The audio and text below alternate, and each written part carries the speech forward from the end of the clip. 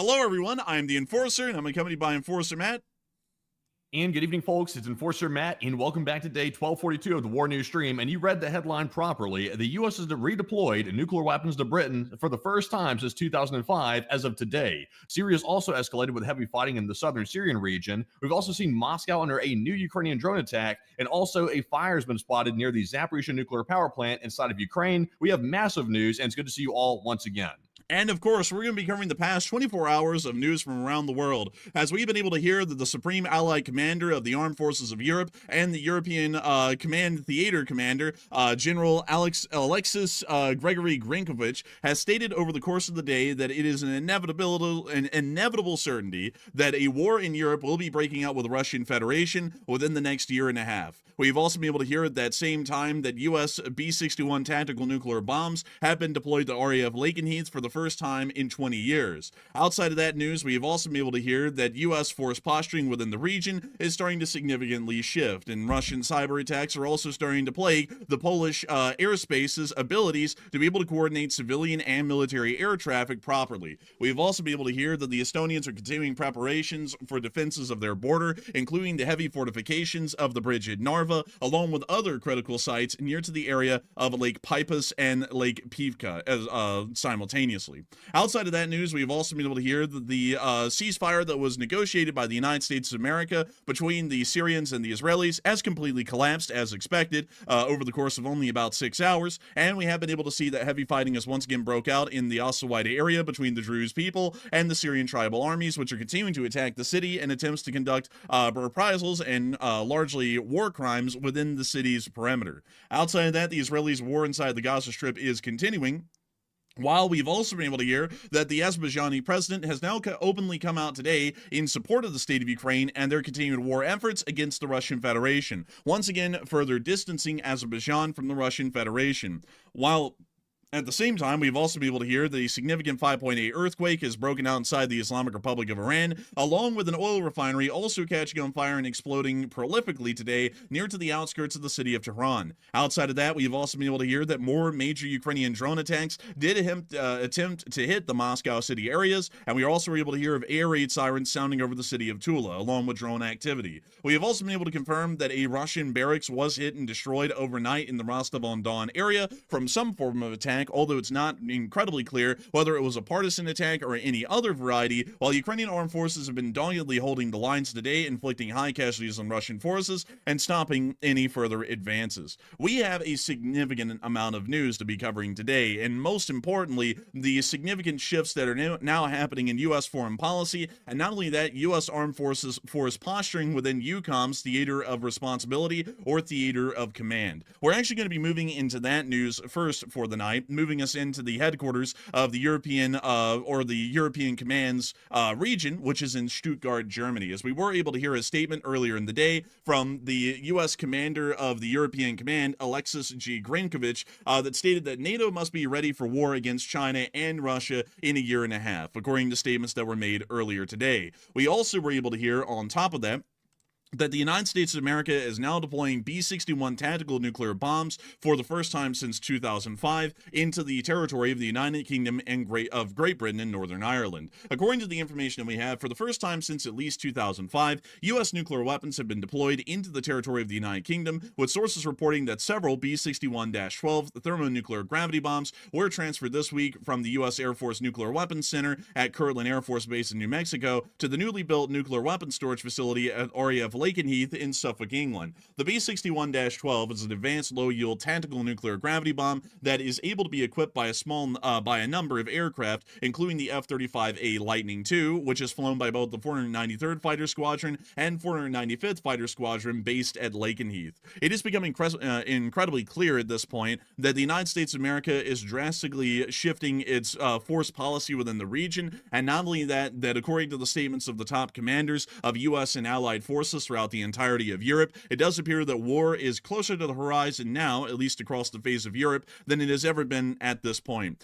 Generally, to understand the situation that we're seeing right now, we do have to understand the position that is happening on both sides. Russia's war in Ukraine has been going on for nearly 3.5 years at this point, a little over that, as a matter of fact, with significant losses piling up on the Russian Federation's side, but at the same time, a more incessant enemy, which is the crippling economic situation, is starting to drive the Russian Federation into a desperate situation far faster than the military would have ever driven the Russian Federation into some sort of a desperate strait. Because of this, we have seen that the Russian Federation is starting to take more drastic actions, at least over the past year, with their administrative and military outcomes, and we have been able to see that a new theater of command, at least inside the Russian Federation, the Leningrad Theater Command, was created recently, or the Leningrad Military District. This military district appears to be specialized in its focus on preparing for war and conducting war with NATO member states, specifically the countries of the Republic of Poland and the Baltic states at large.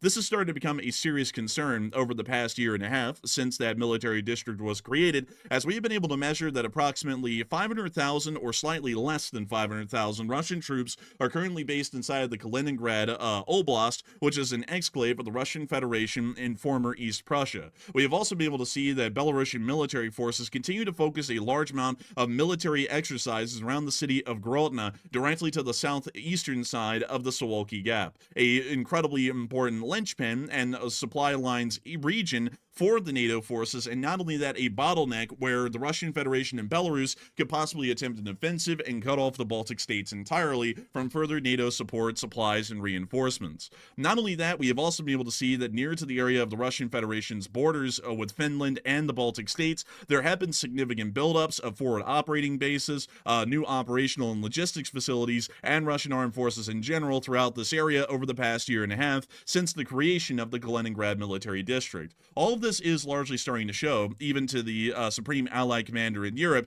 that there does appear to be a considerable risk that the Russian Federation is now considering a possible beginning of hostilities or an open confrontation with the greater Western world at large, and possibly even the creation or beginning of a new war against NATO. The situation right now is one that is good, but it could be a lot better. From what we are generally understanding, a lot of European states, including the United Kingdom of Great Britain and Northern Ireland, the Republic of France, the Federal Republic of Germany, the Republic of Poland, and the Italians, unfortunately I'm not able to know their official name off the top of my head, are currently remilitarizing and rapidly building out their armed forces as fastly as they can, attempting to get new service members into the armed forces, and also attempting to flesh out and build their abilities into a far larger armed force than we've seen so far over the past few years. The United States of America also appears to be doing something similar, but we also have to understand that at least at the moment, the United States of America and EUCOM's area of responsibility is one that is going to be a little bit precarious if a war begins here within the next year and a half and nothing changes from this point. We generally do understand that under the United States Armed Forces of Europe, or the European Armed Command, or the Army of Europe, the U.S. Army in Europe, there are only about 84,000 U.S. troops that are currently a part of that armed force currently stationed inside of Europe. A large amount of the fighting forces, or specifically the two armored divisions that make up the bulk of our ground fighting force inside of Europe, are based inside of Poland and Romania, at least at this particular moment. We also have some supporting brigades that are also set up around the area, including a logistical support brigade that is based out of Grafenau in Germany, which would be able to support the operations in Poland and Romania of the U.S. Army in Europe. But it is something to note, at least significantly at this point, that there are only 84,000 U.S. service members throughout the entirety of the armed forces that are currently stationed inside of Europe. That is being stretched across the Army, the Air Force, and any other U.S. Military forces that may be inside the region. For this purpose alone, the bulk of Europe will have to come to its own defense, at least within the opening weeks or month of a conflict, if it was to break out under the current scenario, until U.S. forces were able to arrive en masse US, either being airlifted into Germany or France and then making their way through Europe to the actual areas of the fighting, most likely in Poland at that point, because the Suwalki Gap would highly likely be closed off at that point, and the United States, along with the Allied forces of Europe, would have to attempt a breakthrough to be able to relieve the forces that would be trapped inside the Baltics during that time, as well as a Finnish military campaign as well, which would have to be completely separately coordinated and operated pretty much as its own separate front from the rest of continental Europe. This situation is going to be a little bit more challenging for US and NATO forces in the outbreak of this sort of a conflict, at least from what we're seeing right now, but we can also see that planning for such an exigency is already being made with the deployment of these tactical nuclear weapons inside the United Kingdom. Of course, many people do not like the idea of nuclear warfare, but in the modern age, tactical nuclear warfare, or at least the use of tactical nuclear weaponry, is a tried and true doctrinal practice that has existed since the creation of tactical nuclear weapons in the 1950s. The United States of America does currently possess multiple air wings, not only in the United Kingdom, but throughout the entirety of Europe, extending as far east as Germany, that are nuclear capable, including those of the F-35A Lightning II. The F-35As are a part of the United States Air Force, and also some F-35As can be found in air forces of other countries throughout the region, or at least will be found in other countries throughout the region here soon. But the F-35A Lightning was just proven and tested to be nuclear capable at Eglin Air Force Base only several months prior, meaning that the F-35 Lightning is a nuclear capable aircraft and is actually able to carry, at least by our estimations, around 2 B-61-12 thermonuclear gravity bombs on each aircraft. This does mean that if combined European army forces were overwhelmed inside of Europe, the F-35s could be used in a defensive setting to be able to deploy and use tactical nuclear bombs against major Russian buildups of forces throughout the entirety of the region to help slow the Russian advance and give the West a little bit of breathing room to be able to prepare and build up counteroffensive forces to be able to push back through the Suwalki Gap and relieve the Baltic states, which would most likely be besieged by that point.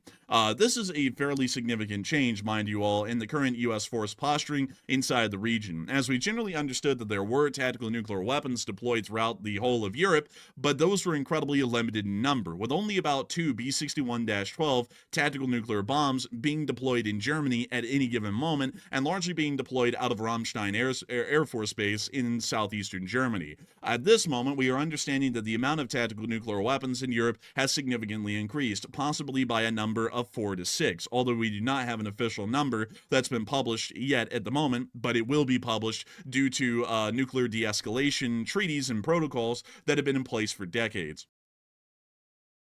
I guarantee you this much. Here's how we get around that. We've openly declared the ones we're sending to to Great Britain, to the United Kingdom. We've declared those as treaty dictates. But if all of the other ones are basically requested by other countries in NATO, and the U.S. isn't just moving them of their own volition, there's ways to get around that treaty. We could already have at least a few hundred in Europe. The fact we've openly declared we're putting more there means we already got enough there. And the fact they're there at all means nothing good.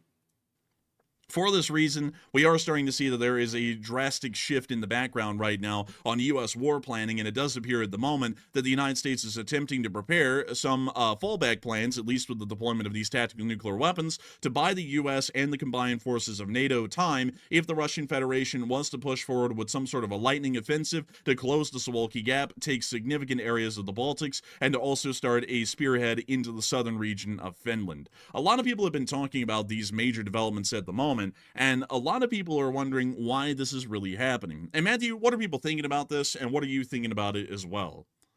All right. So obviously, it's a massive step to transfer nuclear weapons to any country. But now, for the first time since 2005, which was about 20 years ago or so, we're transferring nuclear weapons back to Britain. And these are apparently the B-61-12 variant, which is a thermonuclear gravity bomb. So we're not really sure exactly how many have been transferred. But the fact that any have been transferred back to Britain, that's a very telling sign that something's brewing behind the scenes that could be quite serious. So 44% said it's a preparation for World War, while 28% said it sounds like a strong precaution, but not necessarily World War, and 22% said it's a checkmate against Russia for some reason.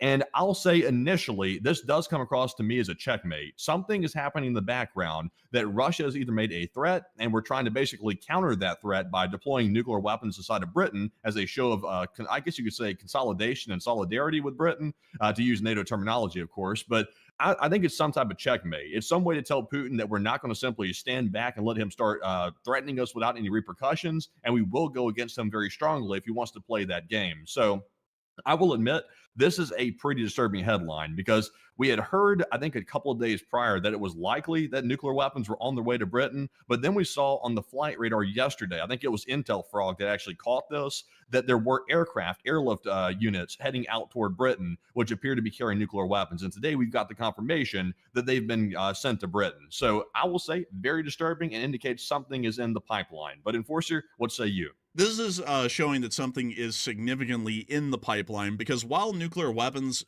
such as the strategic variety, largely pose a deterrent factor, tactical nuclear weapons generally do not pose any sort of a strong or significant deterrence factor. Tactical nuclear weapons, in their actual intended form, are meant to actually be used. And there's a bit of a significant difference in between those of the tactical nuclear variety and strategic nuclear varieties in terms of their yields in kilotons.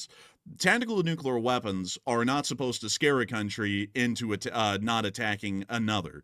These nuclear weapons are actually meant to wipe people out. That's generally what they're made to do by design, and that's also how they're deployed and used on a battlefield. These are quite literally just the souped up normal kind of a conventional bomb that we would end up dropping anywhere in any sort of a normal conflict. And that's exactly how they're supposed to be used in the outbreak of a major conventional war.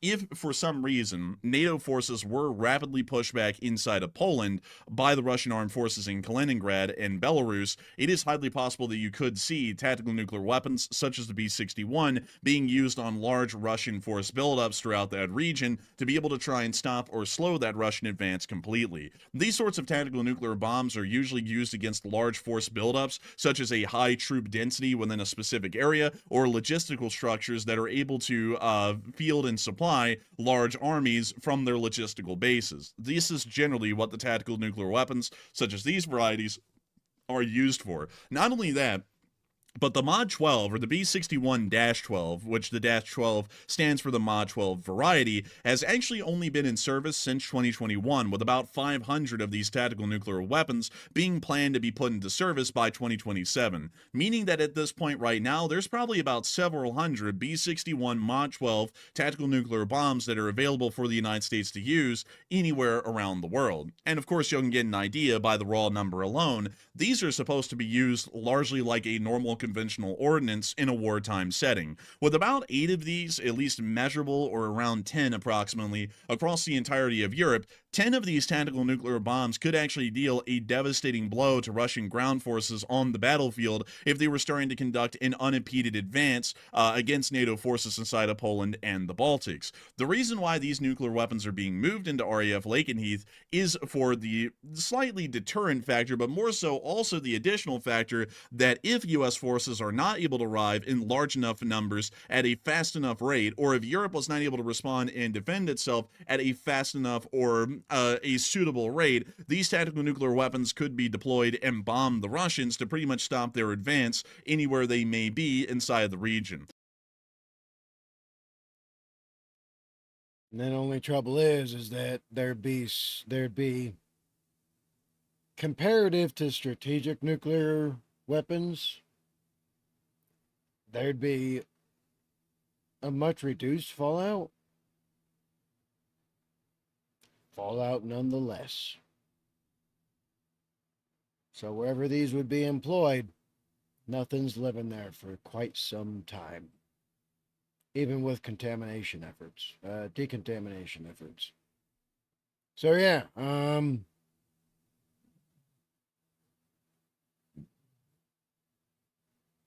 shit. I have to make it incredibly clear for folks who may not know about nuclear doctrine or nuclear strategy that tactical nuclear weapons are not wiping out cities. Tactical nuclear weapons are a lot smaller in yield and are generally used to wipe out significant groups or advances. Let me give a couple of examples where a tactical nuclear weapon would be used. And let me go to IMAP here really quickly of Kaliningrad.